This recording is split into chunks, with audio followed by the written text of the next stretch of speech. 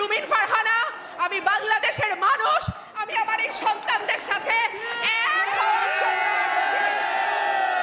আবু সাইদ আমার সন্তান, মুগ্ধ আমার সন্তান, ওরা আমার সন্তান, ওরা আমাদের সন্তান। ওদের রক্ত বাংলাদেশের মাটিতে পড়েছে। আমার আসার উদ্দেশ্য একটাই, আমি বাংলাদেশের মানুষ, আমি বাংলাদেশের নাগরিক, আমি মুক্তিযোদ্ধা পরিবারের সন্তান।